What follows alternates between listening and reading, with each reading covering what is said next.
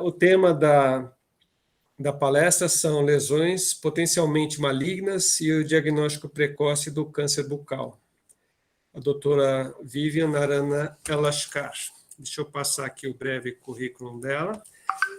Ela tem mestrado em biopatologia bucal pela Unesp de São José dos Campos, tem doutorado também em biopatologia bucal, com estágio de intercâmbio no Centro Clínico de Cabeza e Cuello da Guatemala, especialização em endodontia pela Unip de Sorocaba, professora de endodontia, estomatologia e patologia na Unip. Então, doutora Vivian, aqui, além de você ter um grande prestígio na diretoria da PCD, né? Agradeço ter aceitado o convite para a apresentação e passo a bola para você. Legal, obrigada, Péricles. Já de antemão aí agradecendo o convite e com certeza, né, é um prestígio muito grande ser chamada, né, para essas palestras e faço questão, né, já que tem muitas pessoas aqui envolvidas na minha formação, muitas pessoas aqui que me incentivam a continuar nessa jornada, então vamos seguir em frente e o que eu posso fazer como retribuição é compartilhar os conhecimentos, né? E vamos em frente que a gente tem um tempo curto, eu preparei uma aula sobre as lesões potencialmente malignas, que eu espero não me estender muito, mas é um assunto de uma abordagem importante e que às vezes ele é um pouquinho extenso, mas eu tentei resumir o máximo possível. Vocês vão me falar aí se estão vendo já a minha tela de apresentação. Então, posso fazer uma pergunta antes? Normalmente são 45 minutos de apresentação e 15 para pergunta. Eu não conversei com você antes, com essa confusão. Você prefere que as perguntas sejam no fim ou você prefere que as perguntas sejam durante? Melhor no fim, melhor no fim. Tá bom. Ah, eu tinha conversado com o Alex também, ele já tinha me dado essa orientação também. Tá. Então, nós falamos aí, deixando as perguntas para o fim. Tá joia. Eu vou partilhar a tela, então vou só desligar um pouquinho a câmera, porque senão fica muita coisa aberta aqui no computador. Cadê minha câmera? E mesmo assim, vocês estão me ouvindo, né? Normal. Sim. Joia. Sim, ouvindo sim. Então, pronto, né? Então, vamos falar um pouquinho das desordens potencialmente malignas, a importância delas em si com relação ao diagnóstico precoce do câncer bucal. Então, eu não vou falar do câncer em si, mas sim de lesões que podem vir a se tornar uma lesão maligna, um câncer bucal. Então, só porque eu vou falar várias vezes, né, alguns termos, lesão pré-maligna, lesão potencialmente maligna, lesão cancerizável, são definições para o mesmo termo, que nada mais é do que um tecido benigno que está morfologicamente alterado, mas que tem mais risco do que os tecidos normais para se transformarem numa lesão maligna. Existem também condições pré-malignas, e nessas condições a gente inclui doenças e hábitos do paciente, como, por exemplo, o tabagismo, e que num paciente que não possui esse hábito, ele tem um risco menor, né, de desenvolver aí uma lesão pré-cancerígena. Com relação ao potencial de transformação maligna, nada mais é aí do que uma porcentagem que a gente dá para algumas lesões, quanto ao potencial mesmo, né? Transformando aí o potencial em números daquela lesão se tornar uma lesão maligna. E o risco relativo é uma espécie de forma, assim, da gente expressar a incidência ou prevalência dessas lesões, considerando as condições malignas, que o paciente mesmo se expõe ou alguma doença que ele possui, né? Então, exposição a fatores de risco, doenças, tudo em condição da razão pela lesão potencialmente maligna, levando em consideração o potencial que aquela lesão tem de se malignizar. E são essas 3 principais lesões que eu vou falar aqui: a leucoplasia oral, a eritroplasia e a quelite actínica. Por que essas 3, né? Dentre algumas outras aí que o livro da Organização Mundial da Saúde leva em consideração, como a fibromatose submucosa, né, relacionada ao tabagismo. Eu não vou falar porque não é comum aqui no Brasil, então eu vou falar dessas 3, que são bastante comuns, visto que a gente está aqui para falar não para especialistas, mas também, né, para especialistas, assim como para os clínicos gerais, para os dentistas que aí atendem muitos pacientes no dia a dia, e como objetivo de fazer com que vocês reconheçam essas lesões e saibam a conduta que a gente deve ter com esse paciente, seja o encaminhamento ou seja a biópsia incisional. Então, é uma forma aí da gente introduzir esse assunto, falar sobre os fatores de risco e exemplificar essas lesões, para que elas façam parte também da busca aí do exame clínico, né, do paciente que senta na sua cadeira por uma condição corriqueira, né, por uma procura normal que os pacientes normalmente buscam, né, os dentistas, dor de dente, cárie, dente quebrado, que essas lesões também façam parte aí do diagnóstico, para não passar nenhuma em branco, e assim a gente praticar o diagnóstico precoce, né, do câncer bucal.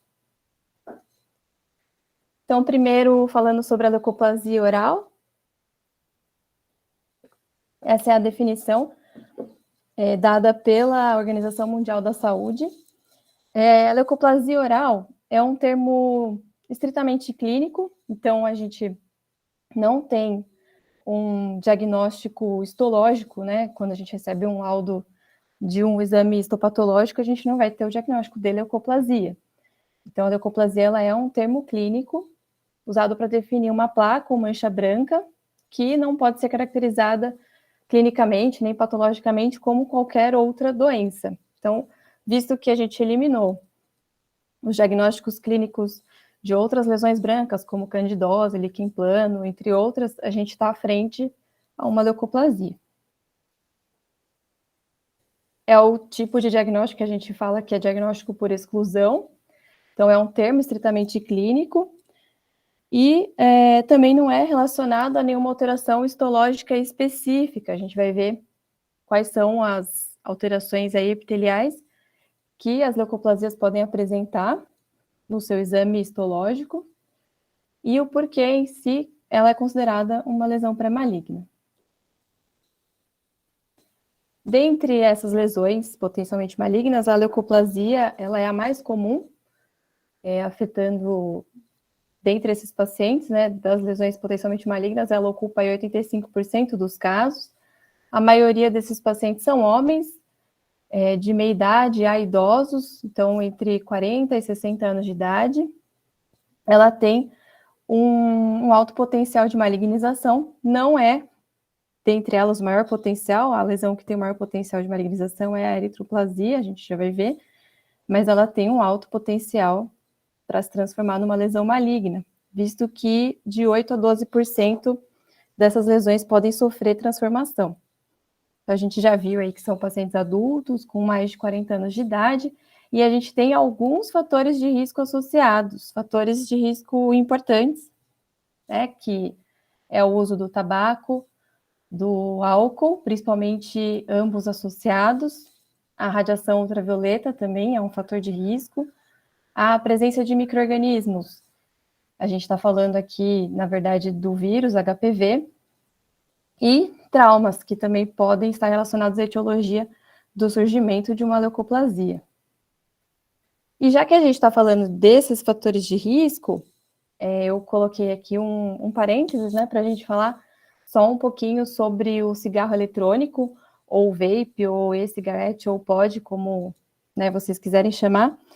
Não faz parte de uma linha de pesquisa minha, mas sim de pessoas lá da Unesp, do grupo das orientadas da professora Janete, de lá, de São José dos Campos, e eu achei bastante relevante entrar nesse assunto, já que é um assunto que está bastante em alta, e a gente vai ter que se acostumar a conversar sobre isso com o nosso paciente e sanar as dúvidas deles, afinal tem-se muito a imagem errada aí de que o cigarro eletrônico pode inofensivamente substituir o cigarro convencional, e a gente já tem que abordar esse assunto de uma maneira mais agressiva, porque não é bem assim, né? Então, esse aqui é o resumo do trabalho dessa equipe. Então, da futura doutora Bruna, ela apresentou no último congresso da SOBEP um relato de caso de um paciente que faz parte do estudo de doutorado dela. Eu creio que a Bruna está aqui presente aí entre as pessoas que estão assistindo aí a palestra, e aí ela pode me corrigir se eu estiver errada, ou também sanar aí algumas dúvidas que surjam sobre o assunto. Bruna, fica o convite aí também para a sua participação. Mas eu assisti a palestra e eu acompanho o trabalho, né, dessa equipe aí já há um tempo, já que nós fizemos, né, pós juntos. E é um caso interessante de um paciente jovem que fazia uso de cigarro convencional e há 4 anos ele tinha substituído o cigarro pelo vape. E ele era um fumante pesado, desses que fuma mais de um maço de cigarro por dia, e fazia uso do vape o dia inteiro há 4 anos. Né? Esse paciente ele apresentava uma estomatite nicotínica e tinha uma lesão branca, que a gente chamaria de leucoplasia, e que histologicamente era uma hiperqueratose, uma lesão hiperqueratótica, sem displasia naquele momento. E o estudo visa justamente estudar aí as células desse paciente, como o vape pode alterar tanto a parte citológica quanto a saliva do paciente. E o interessante é que esses estudos vão demonstrar aí, né, futuramente, que o uso do vape promove uma modificação na composição da saliva, mostrando aí um excesso de açúcar, um aumento na quantidade de açúcar na saliva, né, glicerol, formaldeído e outras substâncias, incluindo carcinógenos, e também mais estudos aí sobre o vape já demonstraram que essa condição aí de utilizar esse vaporizador com nicotina e outras substâncias promove alterações tanto citotóxicas quanto citogenéticas, né? Já com um potencial aí para alterar o núcleo das células. Então, a gente já tem mais um fator de risco aí associado, aumentando aí o potencial de malignização dessas lesões, e que agora, lógico que a longo prazo a gente vai ter muito mais estudos e muito mais evidências em relação a isso, mas o que a gente não pode falar é que o vape pode ser mais inofensivo, né, do que o cigarro convencional, visto que ele também está sendo utilizado até em terapias aí para a cessação do tabagismo. Então a gente tem que rever aí esses pontos e conversar aí com especialistas no assunto, né? Claro que eu não sou a pessoa mais capacitada no momento para falar sobre isso, é lógico, eu não me aprofundei nesse assunto, temos vários doutores aí, professores estudando sobre isso. Eu queria só deixar esse parênteses para a gente saber da importância disso e abordar esse assunto aí, já que a gente vai ter paciente perguntando para a gente se ele pode substituir, se o vape ele é mais inofensivo do que o cigarro e etc. Então, já fiz aqui o meu parênteses sobre isso. E vamos continuar falando das leucoplasias. Né? Aqui temos 2 exemplos, uma lesão esbranquiçada em mucosa jugal, bem característica de um morsicátio, que é a lesão por mordiscamento da mucosa jugal. Aqui abaixo temos uma lesão por queratose friccional, entre outras lesões brancas que podem acometer a cavidade bucal ou alterações morfológicas, como o leucoedema, lesões causadas por fungos, como a candidose ou líquen plano, essas não são leucoplasias, são outras lesões brancas que a gente tem que excluir a possibilidade da lesão branca do nosso paciente ser alguma dessas para considerar aquela lesão como uma leucoplasia verdadeira. Então, a gente tem causa desconhecida, a gente está cada vez mais próximo aí de conhecer as causas, as mutações genéticas associadas a isso. A gente sabe de um forte fator associado que é o uso do tabaco. Então, 80% dos pacientes que apresentam essas leucoplasias são fumantes. Ela tem os seus locais aí de prevalência, né, como mucosa jugal, mucosa alveolar, mas a gente tem localizações que a frequência desse achado aí refere a maior porcentagem de displasias e maior porcentagem de malignização, que são as lesões leucoplásicas que surgem em língua e assoalho bucal. Então, se a gente tem que estar atento às lesões brancas por toda a cavidade bucal, temos que ter o dobro de atenção às lesões em língua e assoalho. Clinicamente, a gente vai observar alguns padrões na leucoplasia. Então, ela pode se apresentar de uma forma mais homogênea ou não homogênea. E a gente vai ver que isso tem relação com a condição histológica que a gente vai encontrar, com a presença ou ausência de displasias. Quando temos uma leucoplasia homogênea, e logo a gente vai ver imagens, né, a gente tem uma lesão que tem um único padrão clínico, é uma lesão que não é esofítica, ou seja, a gente não vê projeções dessa lesão para a cavidade bucal, e estas têm um risco de transformação relativamente mais baixo, tá? Essas lesões homogêneas, que não são esofíticas, e que permanecem com um único padrão por um longo período, elas são lesões de um risco menor. Mas vejam, não é zero risco, né? Essa leucoplasia, também chamada de leucoplasia fina, ela pode se apresentar aí com uma placa branco-acinzentada, cujas bordas são bem demarcadas, ou essas bordas podem estar translúcidas, se misturando gradualmente com a mucosa, não demonstrando aí um surgimento abrupto da região hiperqueratótica. Como uma variação dessa leucoplasia homogênea, a gente pode ter uma leucoplasia homogênea também, porém com a superfície mais espessa, e essa superfície pode apresentar algumas fissuras, sendo que o paciente às vezes vai relatar para a gente, ou durante o acompanhamento a gente vai observar que aconteceu aí uma modificação clínica ao longo do tempo.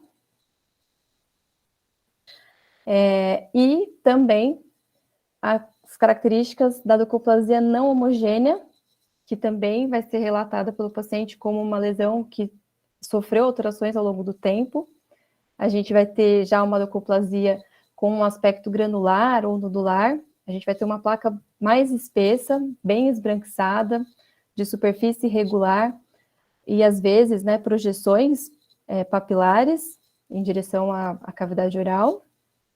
E aqui algumas imagens que a gente vai observar essas características, né, das leucoplasias não homogêneas e das homogêneas.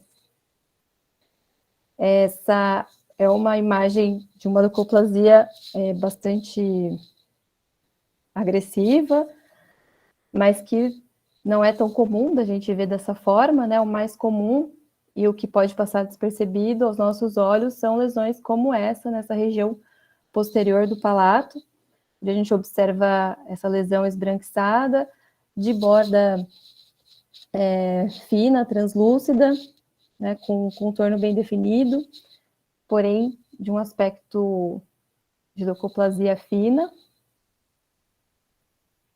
Aqui a gente vê um aspecto homogêneo também, em borda de língua, demonstrando aí umas bordas bem demarcadas, o início abrupto dessa formação de queratina, bem localizada, bem delimitada, mas com um padrão bem homogêneo. Aqui a gente vê também uma lesão bem delimitada, bem na zona de transição, né, entre o vermelhão do lábio e a mucosa labial, apresentando aí algumas fissuras na superfície, mas de certa forma uma lesão homogênea. Aqui a gente observa uma outra placa branca bem delimitada, com os bordos definidos, mas a gente observa já algumas projeções, então a gente tem um padrão fino já misturado com um padrão não homogêneo. Aqui mais uma lesão em borda de língua, onde a gente observa uma mistura dos padrões, né? A gente observa contornos bem delimitados, porém com áreas granulosas, né? Áreas que se projetam além da mucosa. Aqui a gente tem uma mancha branca, onde a gente já não consegue definir tão bem o seu contorno, com uma área bem diferente das demais, com contorno indefinido e uma área bem granulosa, essa área central aqui bem diferente das outras leucoplasias. Aqui também a gente também tem uma lesão extensa, com bordos indefinidos e áreas mistas, né? Áreas em que a gente percebe projeções, outras áreas de leucoplasia fina e outras áreas rugosas. Aqui também mais uma lesão, que a gente percebe a mudança de textura. Em áreas as bordas são definidas, em algumas áreas a leucoplasia ela é mais fina, em outras ela é bem mais espessa. Aqui também, o aumento da espessura leva a gente a ter essa sensação, né, através da fotografia, de que há uma projeção dessa área.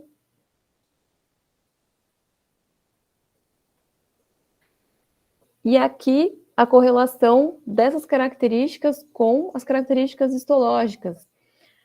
Quando a gente tem essas áreas mais verrucosas, mais nodulares da leucoplasia, a gente tende a perceber mais áreas de displasia epitelial, né?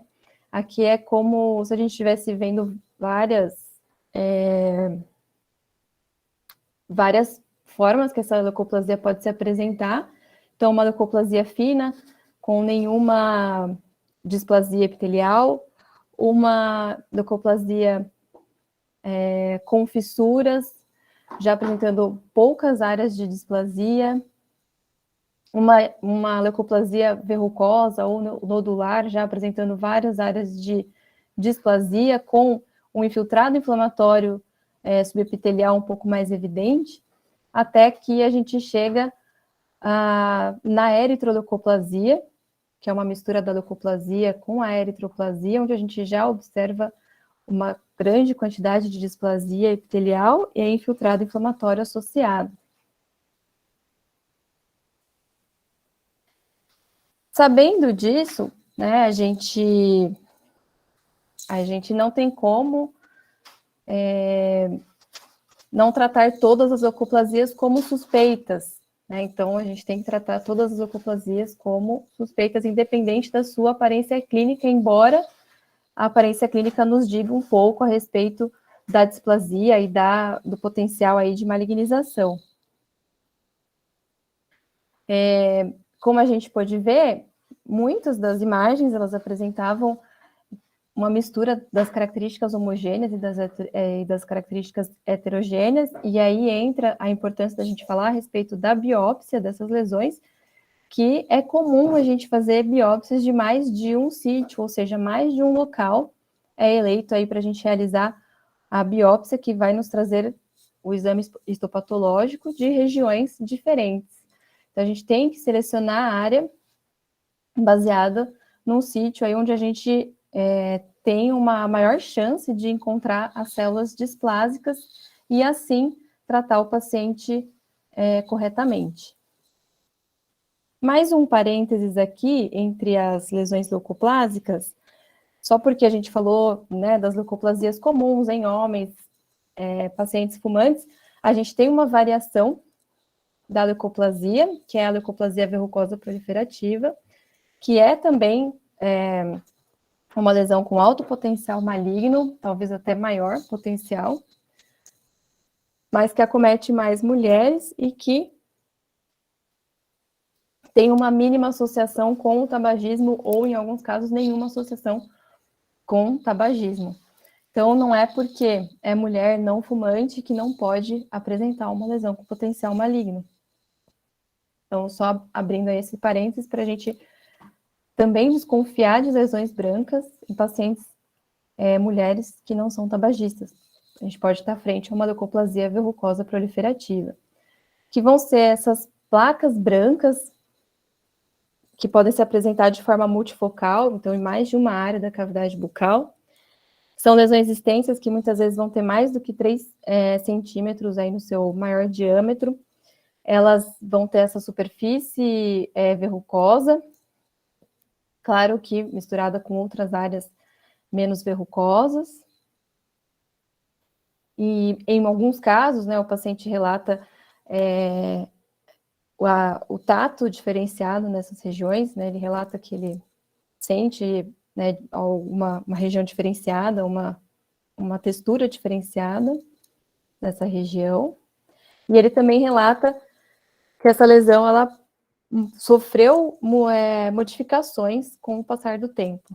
Então, fica aí também mais alguns exemplos de leucoplasias, dessa vez, leucoplasia verrucosa proliferativa, que nós temos aí, eu teria uma aula inteira, né, para falar sobre isso, sobre os critérios de diagnóstico dessa lesão, mas não é o objetivo, né? O objetivo é a gente perceber essas lesões aí clinicamente. Com relação às características histológicas do grupo todo aí das leucoplasias, né, das quais a gente está falando até agora, a gente pode ter características onde essas lesões não apresentam histologicamente displasias. Essas lesões elas podem apresentar somente uma acantose associada à hiperqueratose, que é o aumento da camada de queratina no epitélio, e a queratina ela é esbranquiçada, por isso são lesões brancas. E essas lesões, histologicamente, elas podem não apresentar alguma displasia epitelial, mas, em alguns casos, como a gente falou até agora, a gente tem a presença de graus variados de displasia. E essa displasia, ela pode ser considerada leve, moderada ou grave. Em 2017, a gente segue aí uma classificação para as displasias e até 2017 a gente sempre definiu os diagnósticos como displasia leve, ausência de displasia, ou displasia moderada, ou displasia grave, conforme aquele epitélio estivesse afetado pela displasia. Então, se ele tivesse 1/3 de displasia, seria uma displasia leve. Se ele tivesse de 1/3 a 3/4 do epitélio, seria uma displasia moderada. Se ele tivesse toda a sua espessura displásica, era considerado uma displasia grave. Sugere-se que a gente divida aí essas displasias em 2 grupos. A ausência de displasia ou displasia leve entre displasias consideradas de baixo grau. Baixo grau seria o quê? Seria um baixo risco de transformação maligna. E alto grau, já abrangendo displasia moderada e displasia grave como lesões de alto risco, alto grau, para transformação maligna. Então, as displasias moderadas e graves, né, passam a ser classificadas todas como de alto grau e, assim, tratadas da mesma forma.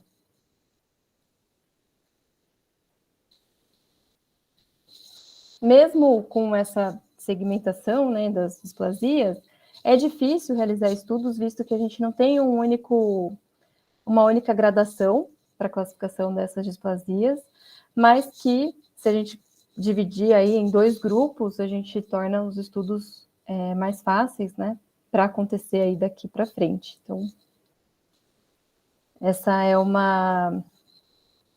é é uma parte relevante aí a respeito da classificação das displasias, né? Então, gente, displasia é agora o que a gente está vendo na lâmina histológica. Leucoplasia era aquilo que a gente viu clinicamente, foi feita uma biópsia, agora a gente está observando aquele epitélio no exame histopatológico. Agora a gente está vendo lá aquela lâmina, está mostrando para a gente se tem displasia ou se não tem displasia naquele tecido. Então, essa forma binária aí de classificar as displasias, ela é bastante interessante e relevante, que a gente, né, siga aí uma forma padronizada de classificação, até para que os tratamentos sejam o mais padronizado possível. E assim a gente garante uma maior porcentagem de acertos, né?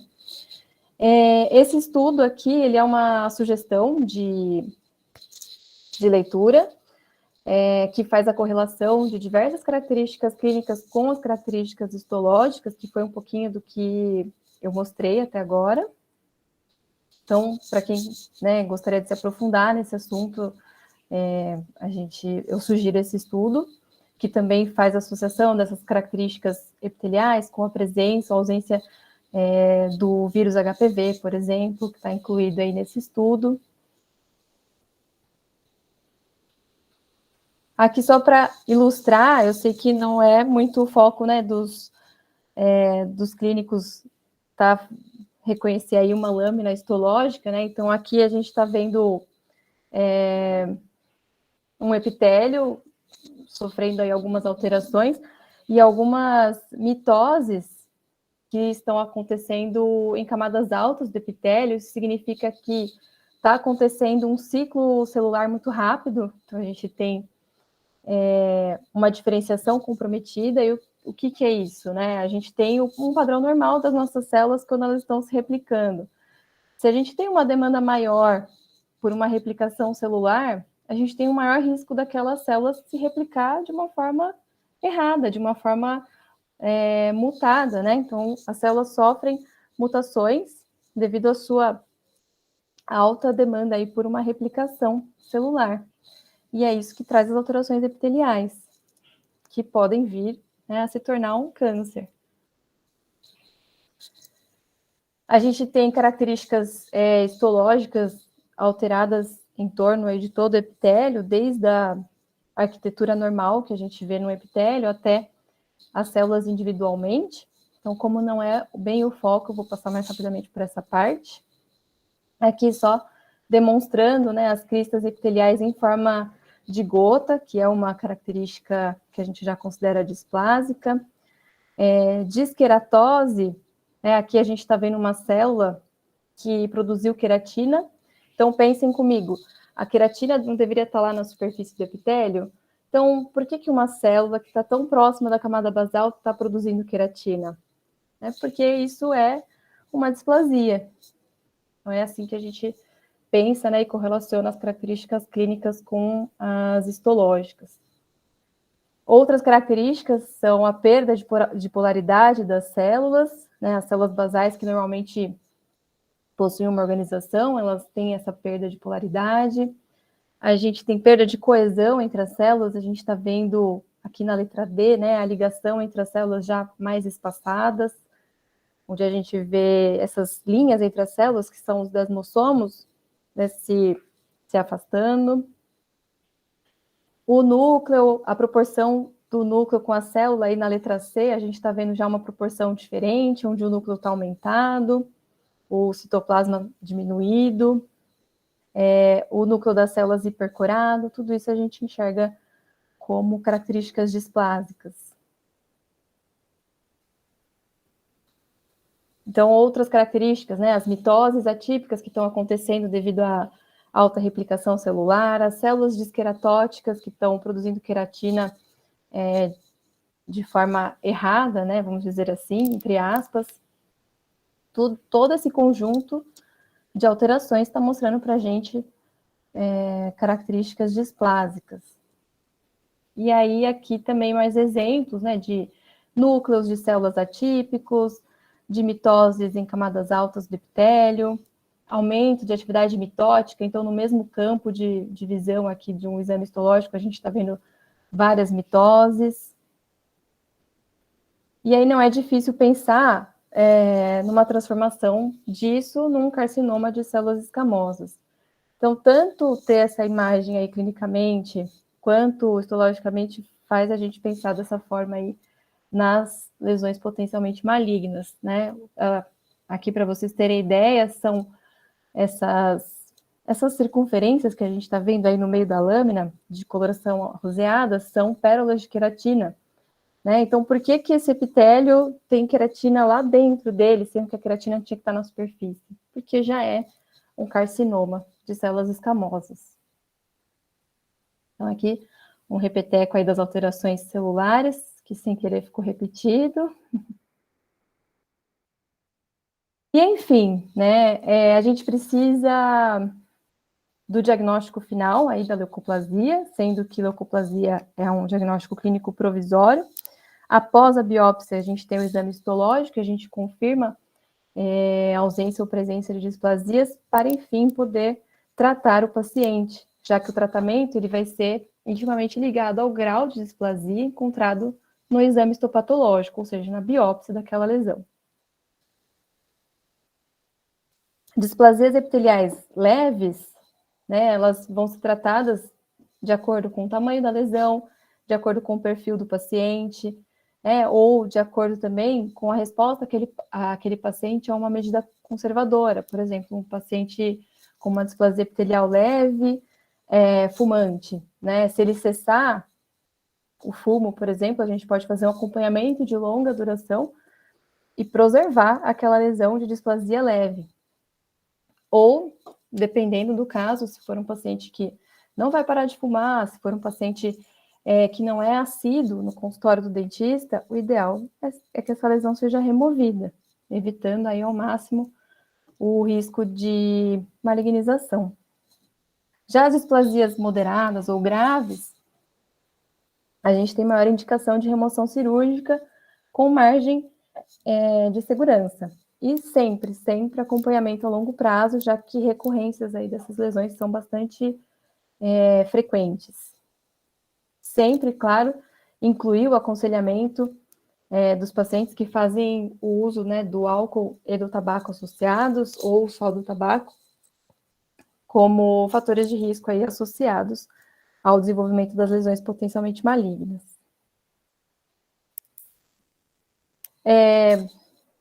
A gente tem alguns estudos aí que falam que o período de transformação maligna pode ser de 2 a 5 anos.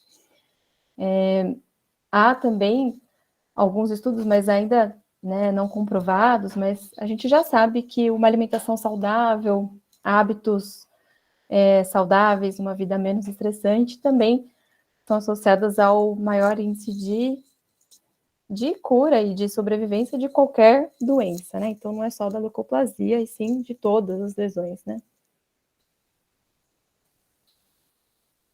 Dá tempo da gente falar um pouquinho da eritroplasia também e da quelite actínica, ou vocês acham que vai passar muito do tempo? Porque a gente ainda tem uns 10 minutinhos. Eu acho que dá tempo. Pode continuar. Pode? Pode. A eritroplasia, vejam, há semelhança, né, entre o nome eritro e leucoplasia. Praticamente a gente está falando de alterações displásicas do epitélio, mas só que dessa vez, ao invés de uma placa branca, a gente está falando de uma placa vermelha, que não é diagnosticada clinicamente como qualquer outra condição, certo? Então, se na leucoplasia a gente tinha um diagnóstico por eliminação, aqui na eritroplasia também. Então, uma placa ou mancha avermelhada, que não é caracterizada ou classificada clinicamente ou histologicamente como qualquer outra doença, é uma eritroplasia, que também, assim como a leucoplasia, é um termo clínico, até que a gente faça a biópsia para obter a gradação aí de displasia daquele epitélio, a gente chama aquela lesão de eritroplasia. Depois do diagnóstico, a gente tem a lesão com atipia, com displasia epitelial grave, ou até o que a gente chama já de carcinoma in situ, nessas lesões avermelhadas. de causa desconhecida, ela apresenta bastante atipia, né? Alguns casos, essa atipia, ela deixa de ser uma atipia grave e passa a ser o que a gente chama de carcinoma in situ, que é quando o carcinoma ainda não infiltrou, não ultrapassou a camada basal, não ultrapassou a lâmina própria do tecido conjuntivo, né? E a eritroplasia oral, ela pode já apresentar áreas que já se transformaram totalmente ou que já são um carcinoma epidermoide. As eritroplasias também podem estar associadas às leucoplasias, ou seja, elas podem se apresentar juntas na mesma lesão, e aí a gente chama essa lesão de eritroleucoplasia. A eritroplasia, ela já apresenta um grau, né, moderado a grave de displasia, e o que leva a gente a crer que também tem um maior potencial de transformação maligna do que a leucoplasia. Ela vai acometer homens numa faixa etária maior do que o das leucoplasias, principalmente em assoalho, língua e palato mole. Essa lesão ela pode ser única ou múltipla, ela pode se apresentar como uma mácula ou uma pápula avermelhada, bem definida. Há uma textura, né, relatada a essa lesão, que é uma textura aveludada e macia, então é uma textura diferente da mucosa normal. Uma lesão assintomática, então às vezes a gente observa uma lesão avermelhada, o paciente não sente dor, e aí você vai observar aquela lesão, ela não cicatriza, então a gente está à frente aí uma eritroplasia, a gente precisa fazer o quê? Uma biópsia, né?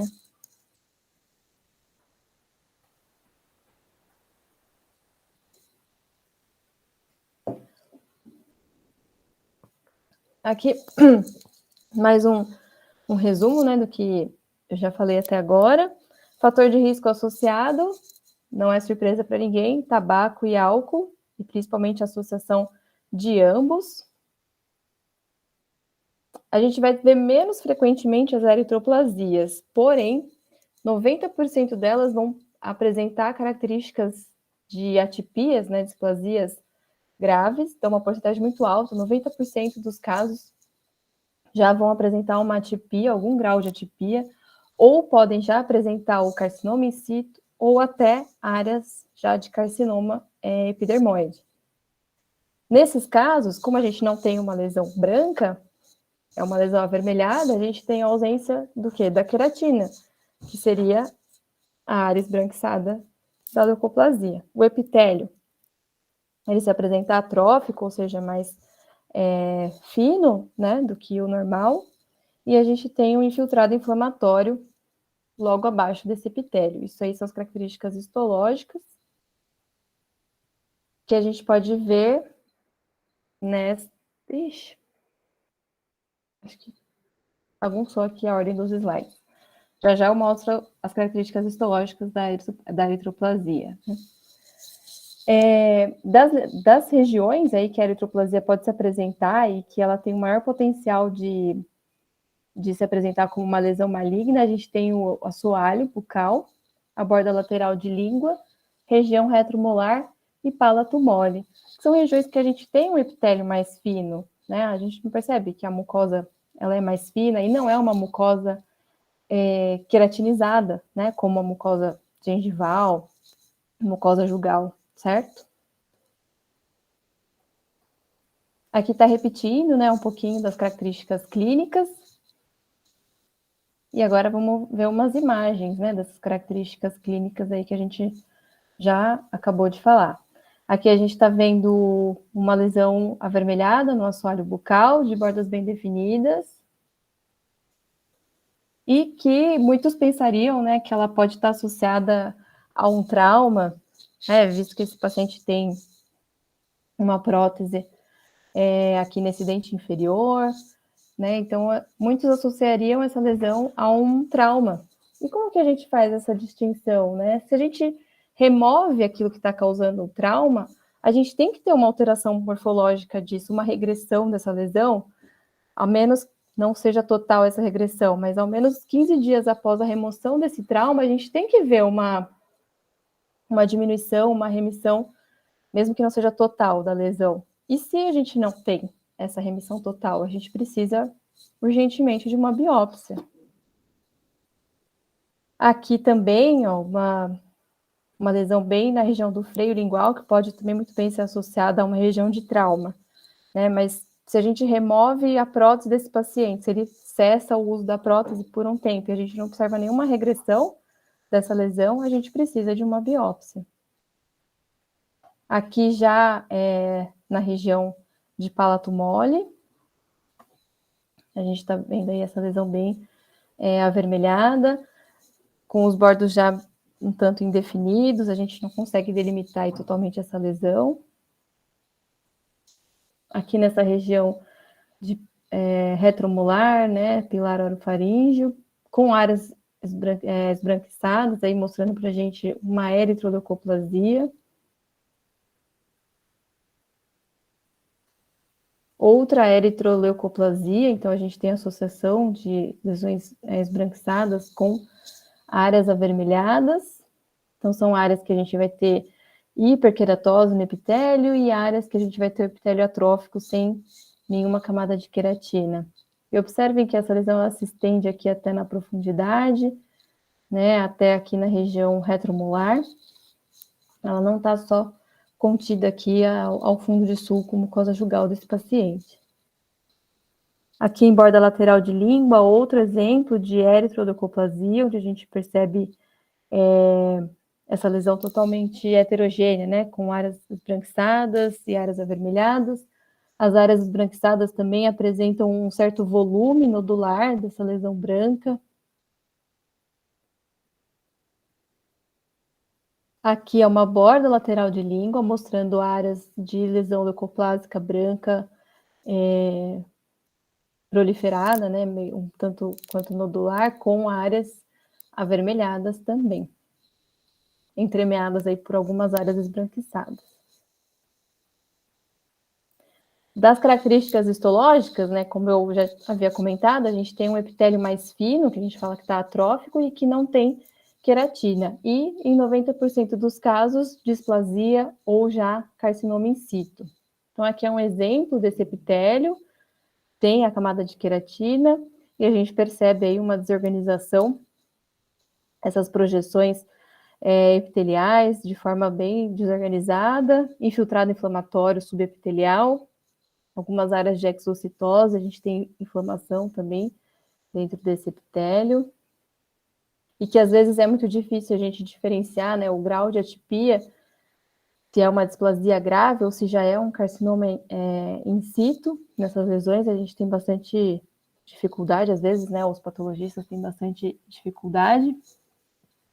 Mas assim como na leucoplasia, a gente também tem um tratamento guiado aí pelo grau de displasia. Mas o ideal é que essas lesões sejam removidas com uma certa margem e que seja feito o acompanhamento do paciente a longo prazo. Então, sempre, né, biópsia, sempre que possível também remoção cirúrgica e preservação, acompanhamento a longo prazo desse paciente.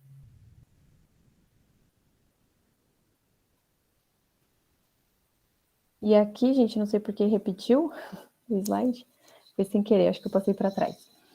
E por último, e não menos importante, vou falar aqui da quelite actínica, que é uma alteração, talvez a gente não veja tanto aqui, né, nos centros mais urbanos, né, mas a gente vê bastante em pacientes trabalhadores da zona rural, que se expõem excessivamente à radiação ultravioleta. Então, ela é uma lesão que vai acontecer no lábio inferior, no vermelhão do lábio inferior, resultado de uma exposição excessiva ao sol. A quelite actínica a gente também chama de elastose solar, acomete muito mais homens do que mulheres, numa média aí de 60 anos, e tem um alto potencial de malignização, de 6 a 10% dessas lesões vão se tornar carcinomas. Então, não é tão comum em adultos, né, com menos de 45 anos, pacientes em sua maioria do sexo masculino, numa proporção de 10 pacientes do sexo masculino para uma paciente do sexo feminino. Uma lesão de progressão lenta, né, onde a gente observa atrofia do vermelhão do lábio ressecado, áreas leucoplásicas e ulcerações ou crostas que duram meses, né? E o paciente relata isso, ele relata que ele percebe, né, que surgem essas lesões, que elas demoram para cicatrizar, mas que também às vezes cicatriza e depois voltam.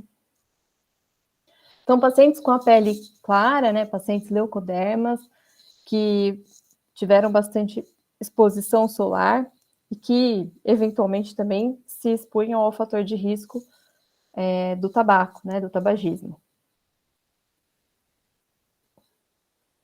Aqui algumas imagens onde a gente está vendo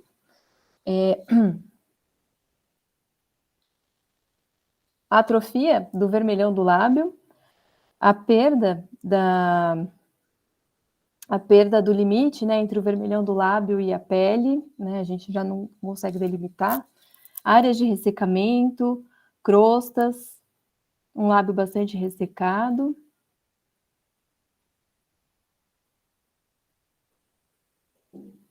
Áreas ásperas que podem estar com uma certa descamação, né? Então, muitos pacientes relatam essa descamação e a gente observa já no exame clínico extra-oral que tem uma descamação significativa. A gente pode ver regiões endurecidas no lábio, que geralmente o lábio é macio e elástico, a gente percebe que ele está enrijecido, com algumas áreas nodulares, e úlceras que aparecem e permanecem por meses, né? Então o paciente relata aí o surgimento, o desaparecimento aí dessas úlceras. Aqui a gente percebe o lábio já atrófico, em algumas áreas a gente não consegue definir, né, a diferenciação aí de lábio e pele, né, da mucosa labial para a pele. Aqui a gente tem áreas de descamação, com áreas avermelhadas, e a gente percebe esse lábio bem atrófico, perda do limite do vermelhão, perda da elasticidade. Aqui também, ó, umas áreas com crostas, áreas leucoplásicas, lábio ressecado, com perda de elasticidade. Aqui, provavelmente, é uma imagem, né, que está um tanto quanto desfocada, mas provavelmente a gente já tem áreas de carcinoma nessa lesão, a gente observa áreas bem nodulares, né, uma perda aí de referência aí da região do lábio, do vermelhão do lábio. Isso aí tudo é reflexo das características histológicas que a gente vê na biópsia, então sendo que a gente vai ter áreas onde o epitélio está atrófico, áreas que a gente vai ter ausência de queratina, outras áreas com uma hiperqueratose, ou seja, maior produção de queratina, e isso aí reflete, né, na gente ter presença de atipia epitelial, das displasias que a gente tanto fala, né, displasias leves, moderadas ou graves. A gente tem presença de infiltrado inflamatório, e se não fosse esse infiltrado inflamatório, a gente não teria células proliferando o tempo todo, com uma alteração importante, que é a degeneração basofílica do colágeno. Então, a gente tem uma degeneração do colágeno do lábio que faz ele ter essa característica, né, da perda da elasticidade, da maciez, né, do lábio, como normalmente a gente vê. E aí que histologicamente a gente vai ter, assim como nas outras lesões, graus variados de displasias leves, moderadas ou graves, que vão nortear o tratamento. Então, aqui, exemplificando com uma imagem histológica, essa faixa arroxeada, que seria o colágeno, que normalmente ele é de coloração eosinofílica, ele é mais arroseado, aqui ele se encontra arroxeado, porque aconteceu a degeneração basofílica, ou seja, a radiação ultravioleta alterou o colágeno da região subepitelial. E isso provoca aí diversas alterações que refletem nas características clínicas. Então, aqui, de novo, né, a gente tem essa camada mais superficial do epitélio, com áreas de queratina em descamação, áreas com ausência de queratina. O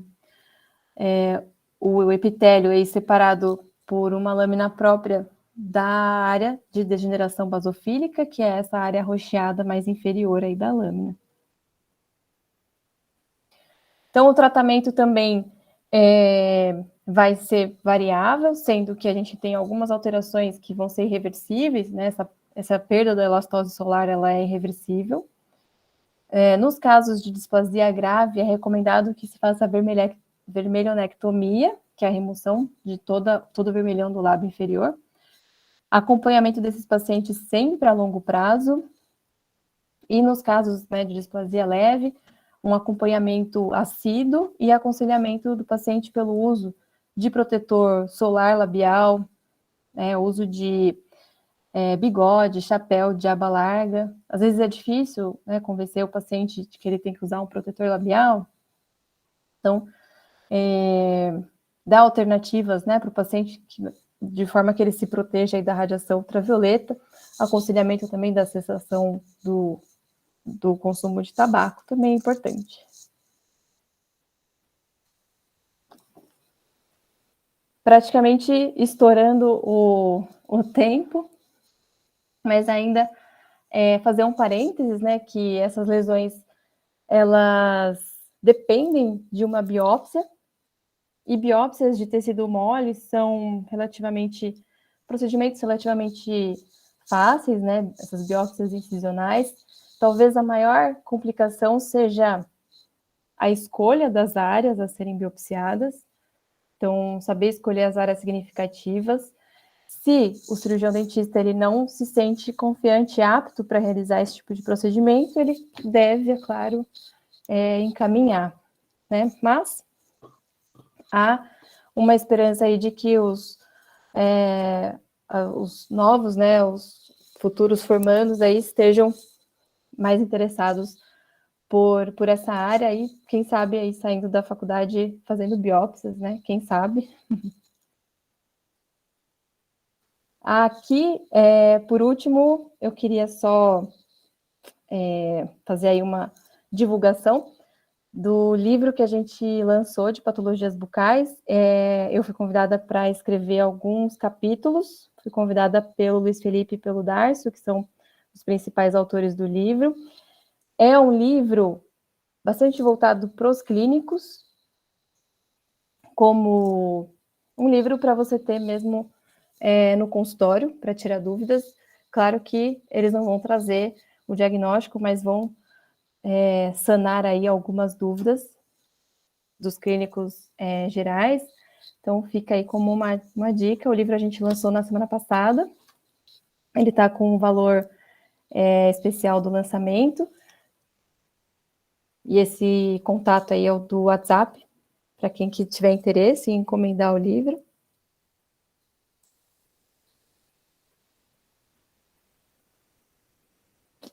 E é isso, pessoal. Eu vou agora fechar aqui a apresentação, porque eu não consigo ver o chat, então não sei se tem muitas dúvidas, não sei o que o pessoal está falando aí. Pronto. Pronto. Alguma pergunta, doutora Vivian?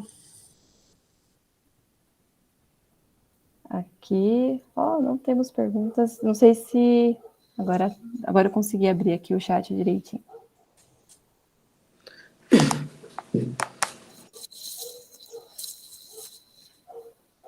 Bom, se não houver dúvidas, eu quero agradecer a doutora Vivian pela excelente apresentação, trouxe bastante informação para os clínicos, né? Bom, eu sou um clínico, não sou patologista, essas informações sempre são bastante importantes no dia a dia do consultório, né? Para nós localizarmos alguma coisa que apareça, né? Ou pelo menos para nós darmos mais atenção a um exame bucal adequado. Então, eu agradeço. você já faz parte da PCD aí por PCD Pinheiros, por laços sanguíneos, né? E é sempre bem-vinda e gostaríamos de contar sempre com a sua colaboração, tá bom? Obrigado. Eu fico muito agradecida e a todos espero ter contribuído um pouquinho. Agradeço a PCD Pinheiros, né, em especial aí a minha tia, né, que sempre, né, me cutucando aí para fazer alguma coisa. E para mim é um prazer enorme. E agradeço aí a presença de todos, aos meus pais que estão assistindo. Meu pai, que deve estar boiando um pouco no assunto, porque ele não é dentista, mas a minha mãe, que está ali junto com ele, é. E ela me acompanha bastante aí no dia a dia do consultório. Tenho certeza que a gente faz muito mais diagnóstico hoje, né? Que eu estou lá presente. E agora eu espero estar abrangendo aí mais pessoas e mais consultórios aí para fazer mais diagnóstico, né? Porque eu acho que muita coisa passa despercebido. Eu gostaria de fazer uma pergunta. É assim, tem algum estudo, Vivian, de quem faz preenchimento nos lábios que ocasiona alguma coisa? Porque eu estou tendo uma reincidiva de pacientes que fizeram preenchimento, está totalmente deformado e o lábio não tem mais a mesma textura de antigamente, sabe? Então, é assim, eu não sei o que falar, a pessoa fica preocupada que está com uma bolinha, se isso é normal ou não. Olha, bolinha no lábio com preenchimento ou sem, é bom a gente estar atento, porque às vezes a gente precisa, sim, de biópsia. No lábio a gente tem glândulas salivares menores, aí sujeitas a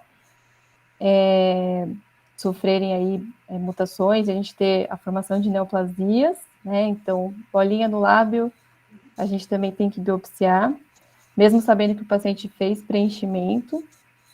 Muitas vezes é só um granuloma de corpo estranho, e isso está na literatura, aí a formação de granuloma de corpo estranho em preenchimentos em geral. Claro, né, que deve ter mais estudos a respeito disso, mas tem que ter um acompanhamento. Existem exames também que podem auxiliar no diagnóstico, como o ultrassom. Então, tem alguns especialistas aí já estudando como ver as lesões bucais através de ultrassom.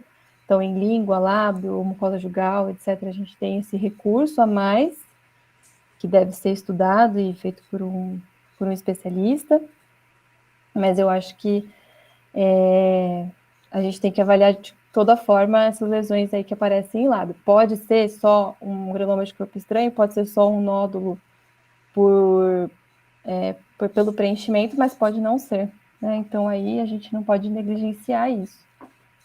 Muito obrigada.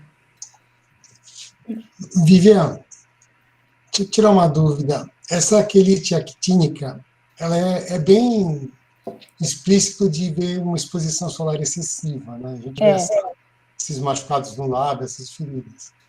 Minha dúvida é o seguinte: quando a gente tem um limite de isso ter sido uma exposição excessiva ou passou a ser uma lesão realmente preocupante? Existe um divisor de águas para a gente tem que olhar para ela e determinar isso? Tem. Eu acho que eu entendi bem a pergunta de forma que eu responderia da seguinte maneira, né? É o paciente que tem uma alteração labial do tipo quelite actínica. A gente orienta a cessar a exposição solar, a utilização de protetor. Se a gente tiver uma regressão dessa lesão, a gente está, né, nesse divisor de águas do lado bom. Se a gente não tiver, né, essa regressão, a gente está à frente a displasias e aí que a gente precisa intervir, né? O maior divisor vai ser a biópsia incisional, que vai apresentar displasia epitelial moderada ou grave, e aí nesses casos a gente tem que recomendar um tratamento mais radical. Mas vale a tentativa de, se você tiver o paciente colaborador, né, o paciente assíduo, que frequente aí o consultório e faça o uso do protetor labial, siga suas orientações, a gente consiga observar uma regressão dessa lesão, a gente pode continuar no acompanhamento. Mas é tudo um conjunto, né? A gente não pode delimitar aí todos os tratamentos só baseados na biópsia. A gente tem que levar em consideração como o paciente se comporta também. E aí a gente aguarda o quê? Uns 15 dias na hora que cessa a exposição? Uns 15 dias já é o suficiente para a gente ver essa lesão diminuir? Em 15 dias a gente vai pelo menos uma remissão, pelo menos uma diminuição, mesmo que não seja total. Tá. Né? E aí das áreas persistentes a gente faz biópsia. Tá, ok. Obrigado, Vivian. Parabéns pela aula. Nada, obrigada. Parabéns, Vivi. Excelente. Obrigada. Bom, eu sou suspeita, né, gente? Ô, Vivi, e do arguile, que o estudo é esse do vapor que você mencionou, do trabalho da sua amiga? O do vapor, ele é aquele dispositivo eletrônico, né? O narguile, ele também é uma forma de consumo de tabaco, né? E outras substâncias. Eu acho que o pior é que, às vezes, as pessoas nem sabem o que está ali naquela substância que elas estão vaporizando. Então, o vapor quente associado aos carcinógenos não tem um limite seguro, não tem um consumo adequado, não tem como a gente falar, se você fumar narguilé só de final de semana, você não tem risco de câncer. A gente não pode falar isso. Né? Então, tem tabaco, tem vapor quente, a gente considera fator de risco. Ok, obrigada. Parabéns, Vivi. Nada, obrigada. Mais alguém? Bom, em nome da PCD Pinheiros, agradecer novamente a doutora Vivian e a presença de todos aí que nos prestigiaram, tá bom? Então, vamos avisá-los das próximas palestras que teremos. Se alguém não tiver no grupo com os contatos na PCD, por favor, deixe no nosso WhatsApp, que daí a secretária pode encaminhar sempre que tiver alguma novidade, tá bom? Muito bom, Vivi, obrigada. Obrigada a todos. Parabéns, Vivi. Boa noite. Boa noite, bom gente. descanso a todos. Valeu. Obrigada. Tchau, tchau. Tchau, tchau. Em cima.